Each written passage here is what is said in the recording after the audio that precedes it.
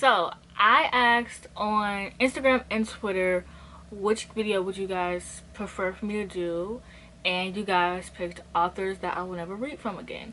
So I've been obsessed with books with Emily Fox, and I seen that she did this video, and I was like, oh, like that's actually a really good video idea. I'm gonna give that a try. I'm going to be giving you authors that I plan to never read from again because I have a lot of authors. So look at this, look at my long list. So let's just get into it. So first off is to be honest, I was only nice to Sarah J Maas because both of my best friends liked her, and I don't want to purposely make fun of people for things that they like, you know, like I try not to be that kind of person that's like, oh, you like this book. Well, if I didn't like the book, like that's a different topic, but like I try not to make fun of people for things that they like, and I don't think I like Sarah J Maas, and I basically was trying to like her because everyone else liked her. And it's not that her books are like terrible, they're just not good.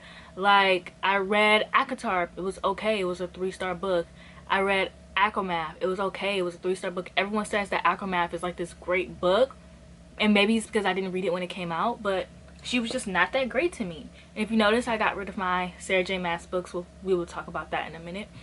So I read Crescent City, I read Throne of Glass, boring.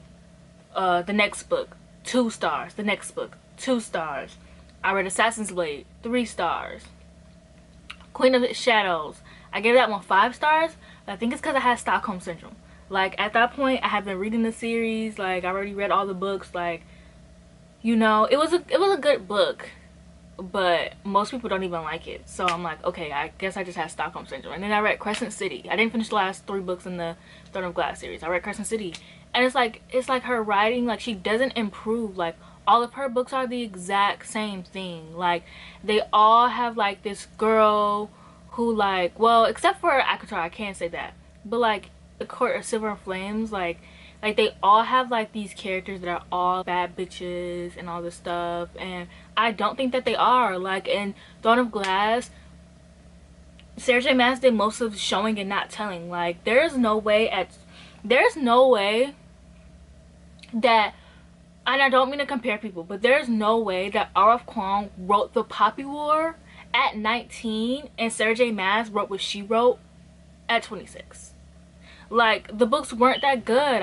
They weren't, and like I just feel so bad. Like I really hope people don't think that I'm like saying this because like it's coming out of nowhere. I do get that, but it's just like I just sat there, and after like recent things that happened with Sarah J Maas, like I just finally admitting to myself and everyone else that I don't think she's a good writer. I don't like her books. Her plots are very boring. She writes 500 pages of absolutely nothing.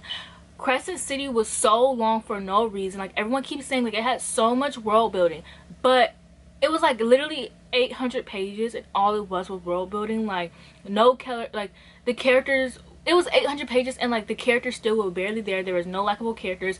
Bryce was supposed to be this bad bee, but she literally was just Selena with red hair. Like I wasn't seeing it. Like I've read so many books with bad bitches, and Bryce was just not it. Like she's not, what is the word I'm looking for? It's like she's just like the standard like bad bitch that like authors write. Like she didn't, like Sarah J Maas didn't put any depth into her being a bad bitch, like, you know. And I will say that Sarah J Maas does write about trauma and like PTSD, depression, like really well. I can say that. But it's like everything else, like her romance, it's just very fan fiction-y. It's just very fan fiction-y, and that's why I think she's like as popular as she is today. Because like reading her books, like if I feel like if half the people read her books now, and I guess I do understand like her books now, like if you read her books now, they're not as good as like the books that are coming out now. And like I love fantasy romance. And then Sarah J Maas, like people on Twitter posted that she is a Zionist, and basically like she supports her grandma was in the IDF, and Sarah J Maas posted about her grandma, like praising her grandma for being in the IDF. And even though that post was 6 years ago, usually when you're a Zionist, like you're like being a, like, you know, being a Zionist and this stuff has been going on for like years. Like this isn't something that just started last year, this year, 2014. Like, this has been going on for a minute. So it's like, she hasn't posted anything saying that she's not.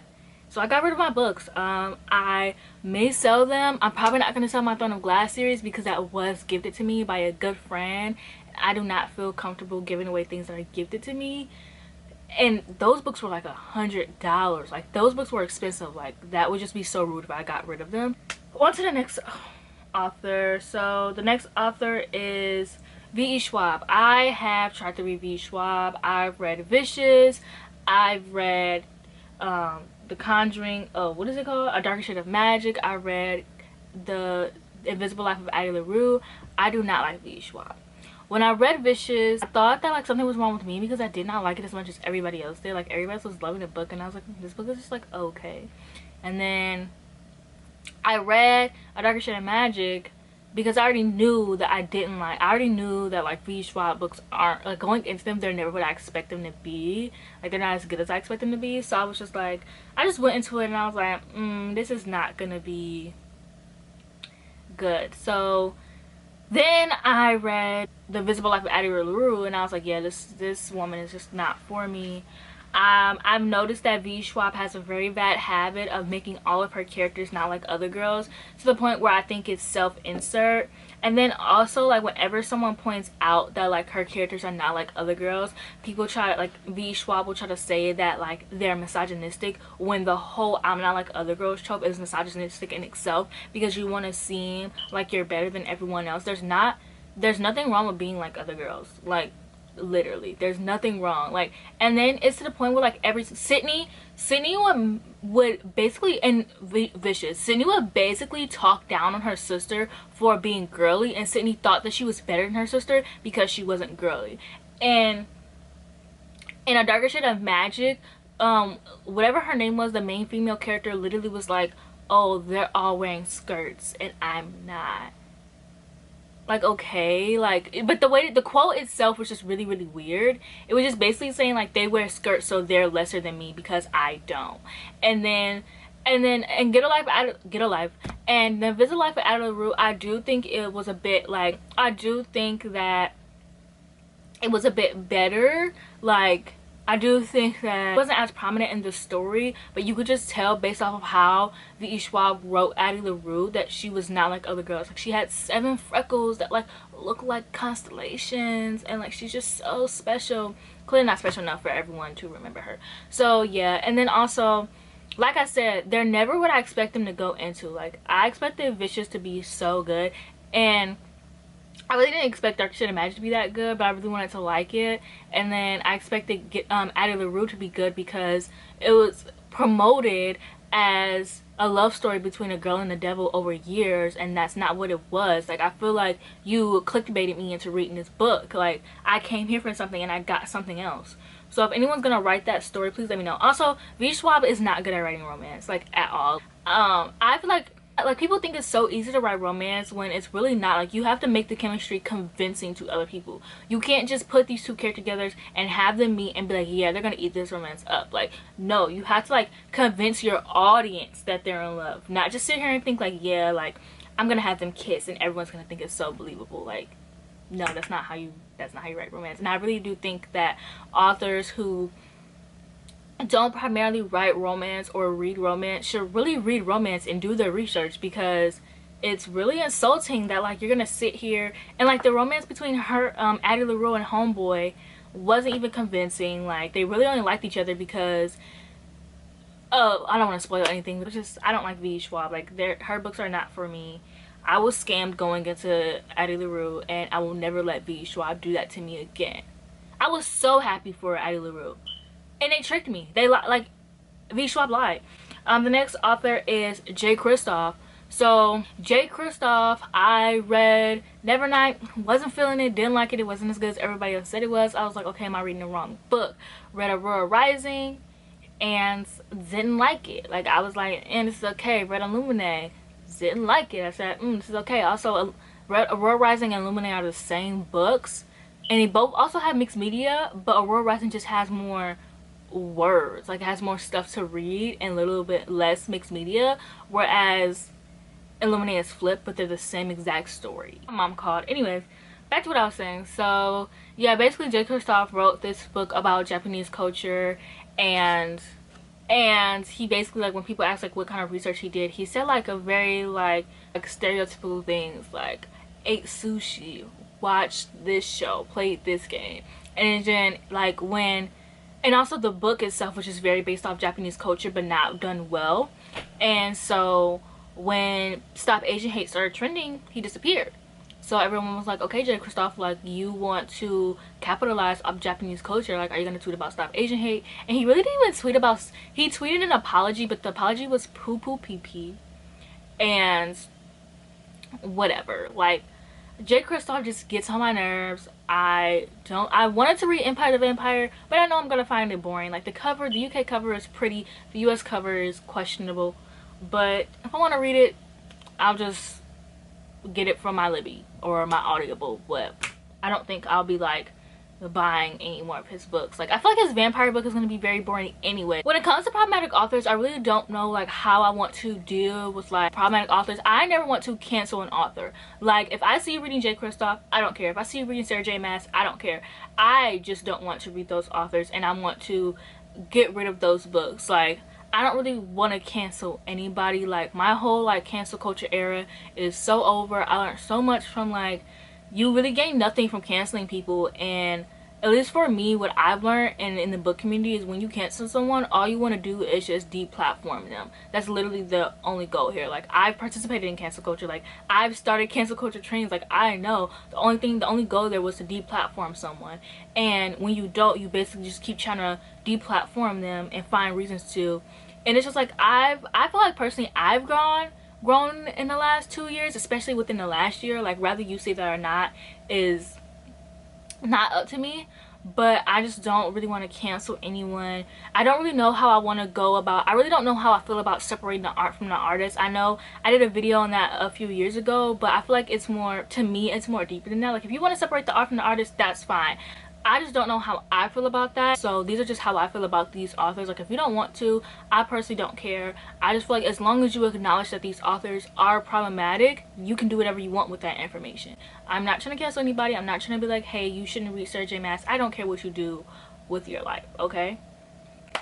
So anyways, on to Jasmine Guillory. So Jasmine Guillory she wrote Party of Two and The Wedding Date. I liked The Wedding Date. Like, this was like my first romance I ever read, and it didn't have any smut. So I think if you want to read a romance and you want to see if you like it and see how you feel about smut, I definitely recommend that book, or The Unhoneymooners. But after I read Party of Two, I realized I just did not like the books. Like, the books had like the same format. She's been writing in the same series for the past 5 years, maybe even longer than that. Like, all of the books she has so many books out.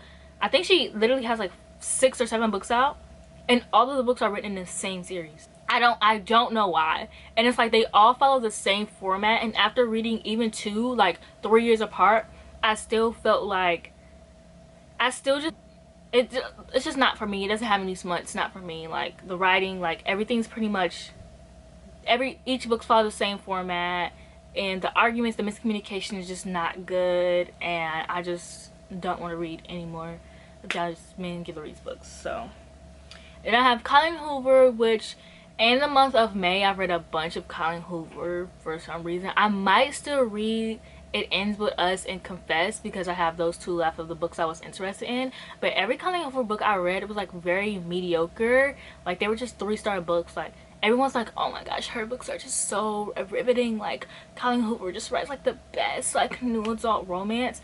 And I want to know where. Like, her romances are very bland. Like, I read the one, I forgot which one it was, but it was the one where, like, first of all, she keeps doing this plot line where all of like the boyfriends will cheat. Let me go see which ones I read. The boyfriends will cheat on like their girlfriend, and then they'll end up like, I read All Your Perfects, and that one was just about this girl who like finds out her boyfriend was cheating on her with this girl, and she's in the hallway, and the girlfriend's boyfriend is also in the hallway, and they ended up dating. But their romance didn't seem like convincing. Like it seemed like they only just fell in love with each other just because. I read Maybe Someday, and that one was weirdly similar to All Your Perfects. It was about a girl who found out her boyfriend cheating on her with her roommate, so she moves in with this guy. He's deaf, and they just bonded through music. It was very boring, very bland. And also, I don't remember like them ever using sign language, and not saying that if you're deaf you have to speak in sign language, but it felt very lazy for Colin Hoover to not write them. Like they literally talk through text, which I feel like that just isn't, I don't know, I can't speak for people who are deaf because I am not, but I just feel like it's very lazy to write your character speaking through text instead of having the main character learn sign language, like having the love interest already know sign language and then having the main character learn sign language for him, especially because singing in sign language does exist. So I don't know, I feel like that was very lazy. And also the main character cheated on, like, okay, so the love interest had a girlfriend, and the main character knew that and kissed him while he had a girlfriend. And then one of the characters called her out for it, and she's like, oh no, I didn't cheat like you did. But it's like, you still kissed him. Kiss him is cheating. And if you didn't kiss him, like you still were flirting with him. Like all of this is still cheating. Like, and I also read Hopeless, which was just about this girl who ends up like going to college and running into this bad boy all the time. They end up like having this romance, which also was boring. And author kept doing this thing where she would write like hopeless in italics to be like poetic. Yeah, Colin Hoover is just not for me, which I already knew that. I just wanted to read it just because I was bored. And then I have Emily A. Duncan, which usually so far for this list I've read at least 2 or more books by an author, but this one I've literally only read Wicked Saints, and when I first read it I liked it. I gave it 5 stars, but then I looked back and I was like, I'm gonna give it 4 stars. And I reread it and I liked it, but it's just like, did I? Like, I don't know how I feel about the series. And also the author got exposed for basically calling an Asian author ugly, and then she created a burner account where she was just talking shit about other Asian authors, and it just was a Shadow and Bone ripoff. And she called the author ugly because she claimed that the author tried to rip off her story as if she didn't rip off Shadow and Bone. Like, girl. So the books weren't that good to me, so I was like, okay, I got rid of them. So now I have more space on that shelf, which, yeah. So the next author is Rainbow Rowell. I have read Carry On. I read Eleanor and Park when it first came out, which is so funny because when I read this book when I was like 15, and when it came out, like I literally remember, it took me forever to get through the book, but I literally remember like reading and being like, I don't like the way she talks about this Asian character. Like when she called him almond eyes, I literally remember reading that and being like, so it's so funny. Not trying to be like, everyone missed it except for me. Like, not trying to be like that, but it's really interesting. Like, nobody really acknowledged that until other people started pointing it out on book Twitter. I did read Pumpkinheads recently, which I did like. So unless Rainbow Rowell comes out with like a Pumpkinheads like second book, then I don't care. I highly doubt it because it was a standalone. Like, there's really nothing else you could do with that. So I don't really, you know, I don't really see myself reading anything from Rainbow Rowell because I didn't really like Carry On. It was like a 3-star book. It was like one of the first books I read when I joined BookTube because I thought the cover was very beautiful, like the cartoon cover. I remember buying it thinking it was so beautiful. But the book itself, like, the book itself just was not for me. Like, I thought it was so boring. It was Harry Potter fan fiction, which we all know, but it was just so boring. It was just so boring. So no, I'm not reading. And then she has like another book coming out in the series. Nobody liked the second book. She has another book coming out, which I'm sure people will read, but it's not for me. John Green. Now, don't get me wrong, I do love John Green. Like, when, like, literally in high school, like all I read was like contemporary, but I read like the popular stuff. Like, I didn't know a BookTube at the time, sadly. Like, I think if I would have known about BookTube or how to find better books, like, I would have read so much back then. But at the time I only knew of like John Green and Rainbow Rowell. So, and so I was reading like Looking for Alaska was like my favorite book for like my all the way up until my first year on BookTube. Like, from me being like, what, I think 16 all the way up to me being like 19, up until I reread it and I was like, this book isn't that good. I love Looking for Alaska. Paper Towns was okay, and then Fault in Our Stars was pretty good. Looking for Alaska was my book. Like the quotes, like I suffered through depression. I have depression, so around that time, like that's when I really started to have depression. That's when it really started to catch on. And so when I was reading that book, like it just had like a lot of good depression quotes, and I would just be sitting there like, yes, yes, I feel this. I feel. So I liked it, but I don't really plan on reading Turtles all the way down, and I don't plan on reading his newer book. Like I just don't really think that like John Green is for me anymore. I think I just grew out of him. And next we have Tayden Mafi, and I read Shatter Me and I did not like it. I read the first 3 books, and then the last 3 books kind of ruined it for me. Like it was very, very fan fiction. I did not like the romance. I do not care for Warner. I'm about to get on Twitter, and like all the like booktube stan accounts are gonna be like dragging me for that, but I don't care about Warner. I don't care about the romance. I thought it was very like fan fiction-y after like the 3rd book. I feel like Tayden Mafi really ruined the series after the 3rd book. Like she literally had this idea in the 2nd book. The 2nd book was my favorite. Like it was like this, it was giving like X-Men, like it was all these people with like powers and all this stuff, and like good side characters. Just for her to throw it all away for the stupid plot lines and to go the route she did. She just left it at the first 3 books instead of adding on 3 more books, or made it a different series, like, or follow another character. Like there's so many other things she could have did, and instead she ruined the series. And I don't really have any like I don't really want to read any of her contemporary books. There's nothing wrong with them. I'm just not really into YA contemporary. I have been reading some, as you can see. I can't say, like, as you can see, I've been reading some YA contemporary, but it's like, I don't know, it just doesn't seem like my thing. Like Lisa Jewell, I've read The Family Upstairs and whatever book she wrote last year about like the girl who disappeared, and like they were suspecting like the husband of, like they were suspecting like her therapist. Yeah, I don't like Lisa Jewell books. The Family Upstairs, that it was something about a girl who, like, something happened to her whole family when she was a kid, and like she's going back to like find out. Very boring. The plot twist was whack. I did not care. And then the book that she came out with last year was stupid. The main character literally could have went to the police, but instead she wanted to be extra and do all of this stuff, like, and like, ugh. If I say anything else, it'll be spoilers, but I don't like her thrillers. They're not good. And Greer Hendricks and Sarah Pakkanen. I read The Wife. The blue, it's like a blue book. I'll put it on the screen. But yeah, I read that book and it was not good. I figured out the plot twist because I was confused. I literally figured out the plot twist out of confusion. And it wasn't good, and I sat through 300 pages of nothing. So I've only read 1 of their books, and I will never read another book of theirs. I will never read another book of theirs again. Foley is another I will never read another book of theirs again, because I only read 1. Because the guest list was so bad. Like, it was not good. The thriller aspect wasn't good. The drama, I was like, oh, when I was first reading this book, I was like, oh, this book is good, like the drama.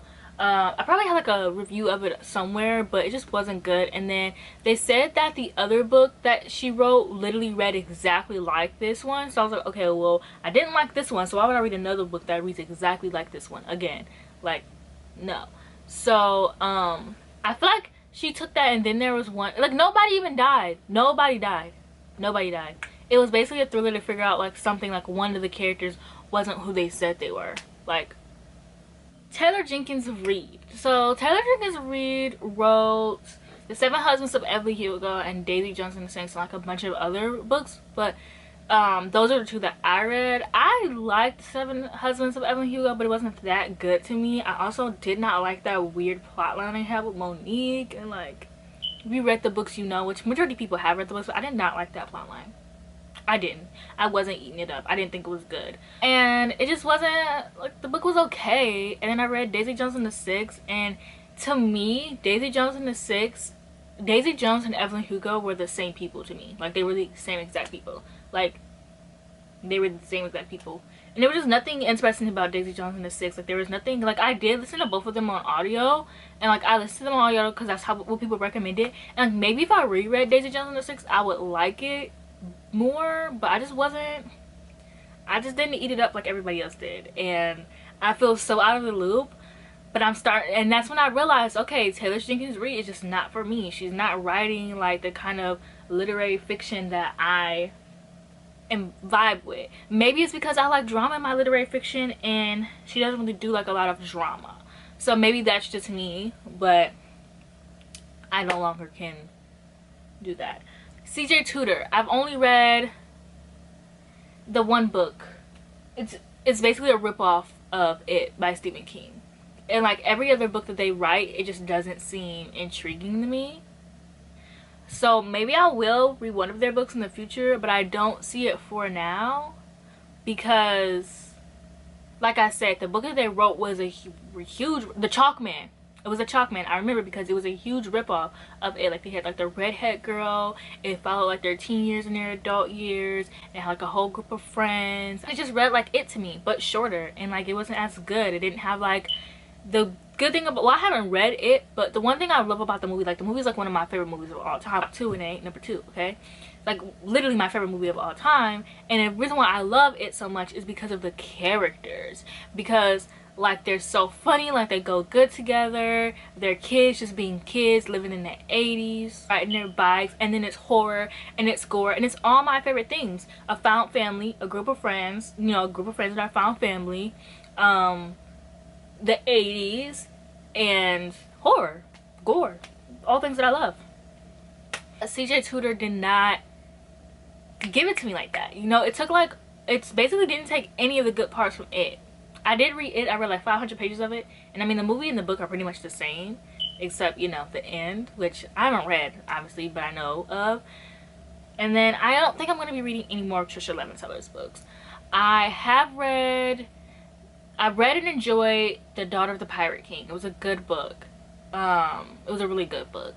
I read The Shadows Between Us and I did not like it. And I read another book of theirs, another standalone of Trisha's, did not like it. The Shadows Between Us is what, I think it was like the wind gone between the wind and the wild something, you know. I'll put the pictures up here.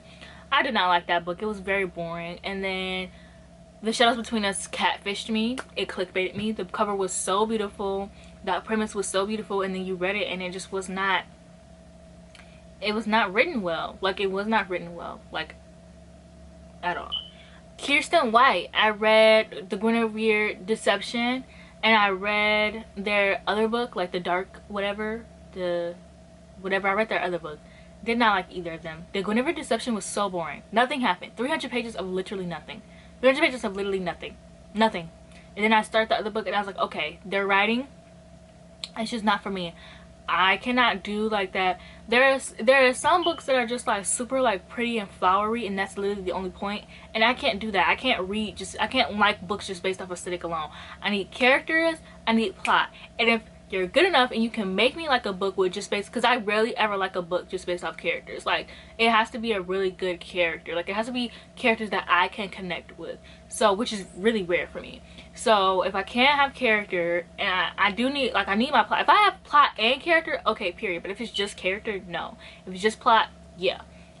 If it's just aesthetics, absolutely not. Like no. I can't just go based off of beautiful flowery writing. No, give me some substance. J.K. Rowling, I mean, I don't really think J.K. Rowling will ever write anything ever again after Harry Potter, besides like their pen name, which I will not be reading any books from them. Marie Lu, I've read Warcross. I DNF'd both of her books, Warcross, and then it wasn't Legends, it was another book. It was one of her first books. I didn't like that because the character was like so try hard to be like a baddie. Like it was like, I could kill everyone right now, and it's like, okay, why don't you? It was like, these people are laughing at me like I could kill all of them. Do it.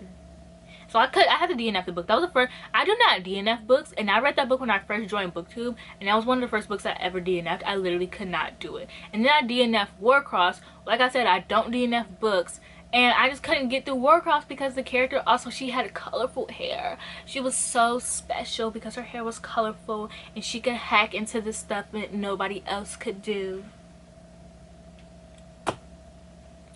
And lastly, Victoria Aveyard. So this one is an asterisk, this one is a maybe. Most of these are maybe. If you catch me reading any of these authors, there are sometimes I literally said I would never read Sarah J Maas and I read Sarah J Maas. I said I would never read Cassandra Clare and I'm reading Cassandra Clare. So honestly, when I say never, don't trust me because my mind changes all the time. But a good majority of these authors I am never gonna read again. Like, I've read like a lot of their books. Victoria Aveyard is one of those authors that I might read her second book. I read Realmbreaker this month in May and I did not like it at all. I read Red Queen and I did not like it. Like, her books are so boring. I started to read the second book in Red Queen. I could not get through it. Like, all of her books are just, they're like 400 to 500 pages. 80% of it is absolutely nothing going on, and then the last 10% is something good. You're not Sarah J Maas. You can't keep getting away with this. Like, at least with Sarah J Maas, her romance is good. It's something getting you through it. I literally read Realmbreaker and there was no romance in it at all. And not saying there needs to be romance, but like, it was just world building. It was just the characters were separated. Like, there was nothing good about that book. And I see so much potential in the series and in the book, so I might check out the second book if the cover is pretty, because I'm a sucker for a pretty cover. Like, what can I say? But if not, I'm probably just gonna keep minding my business, because Realmbreaker was just not, like, it literally was 2 stars for me. It was not it. I literally suffered through an entire shift at work listening to that audiobook. And I don't want to be like that kind of person that's like, I don't understand why people like that book so much. Like, I do not want to be like a book snob, but I'm trying to comprehend, like, what did I miss that I did not like about this book. But that's more so because I don't like not liking books. Like, I mean, rant reviews are fun, but I don't like being that kind of person that doesn't like hype books. Not saying that Realmbreaker is hyped, but it could have the potential to be. So I'm not the kind of person who like hates on books that are hyped and be like, I don't get why y'all like this book. Like, I'm not that kind of person. Like I said, rant reviews are fun, but I'm not about to sit here and be like, I don't really see what's redeemable. But I genuinely just like, what am I missing that everyone else got that gave this 5 stars that I didn't get? But yeah, that is it for this video. Those are all the authors that I hopefully will never read from again. But like I said, who knows with me? I say a lot of things and then I do the exact opposite literally all the time. That's just me. So yeah, thank you for watching this video. Leave the elf emoji. Thank you for watching this video. Please like, comment, and subscribe, and I'll see you guys in my next